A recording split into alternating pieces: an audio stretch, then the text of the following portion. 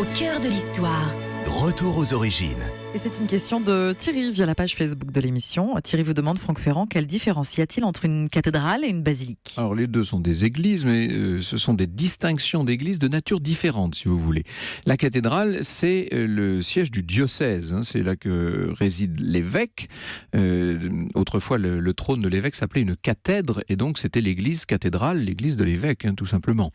Alors il se trouve qu'une cathédrale peut aussi être une basilique, ça on y vient, parce que la basilique, c'est une église ou une cathédrale qui revêt une dignité particulière en raison de ce qui s'est passé, de ce qu'elle abrite. Il peut y avoir eu des mirages, ça peut être un lieu de pèlerinage, il peut y avoir la présence du corps d'un saint ou de reliques particulièrement importantes qui ont justifié qu'on lui donne ce titre de basilique qui vient du grec basileus, c'est le siège du roi autrefois. Basileus, c'est le roi en grec.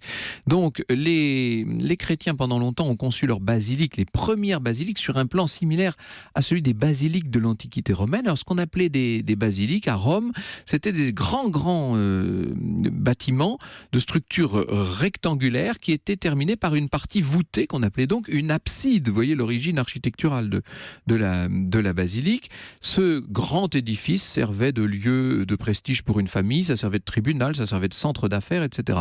Les basiliques chrétiennes, évidemment, vous l'aurez compris, n'ont plus rien à voir. Encore une fois, c'est une dignité qu'on accorde à une église ou à une cathédrale. Alors, il y a des basiliques dites majeures. Il y en a 4, elles sont toutes à Rome. Saint-Pierre du Vatican, Saint-Paul hors les murs, Saint-Jean de Latran et Sainte-Marie majeure.